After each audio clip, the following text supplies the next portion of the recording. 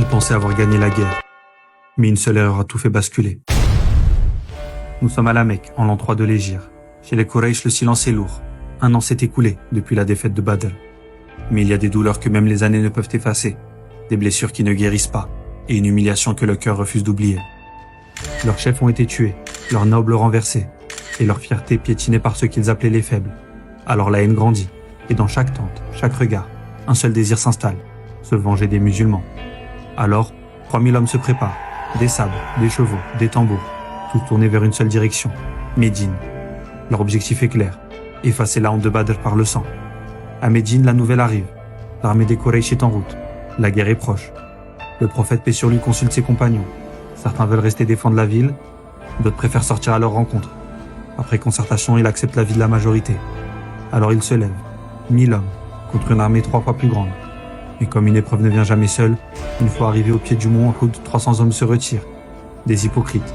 Ils abandonnent les croyants juste avant la bataille. Mais malgré leur infériorité numérique, les musulmans gardent espoir. Le prophète paix sur lui organise les rangs et donne un ordre aux archers. Restez sur cette colline, quoi qu'il arrive. Ne quittez jamais votre position, même si vous nous voyez gagner. Ainsi la bataille commence. 700 hommes face à 3000. Et dès les premiers instants, les musulmans prennent le dessus. Le courage, la discipline, la foi, tout est de leur côté. Et peu à peu, les Quraysh reculent.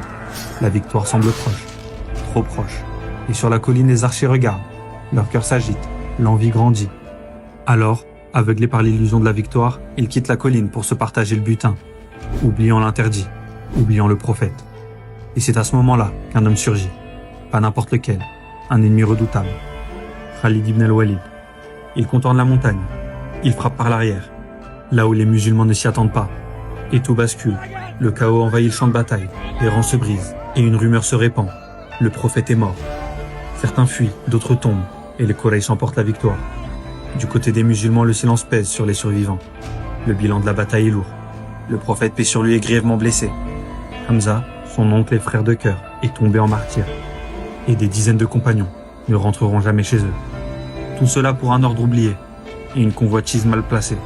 Mais Allah, dans sa sagesse, n'a pas fait de Uhud une défaite.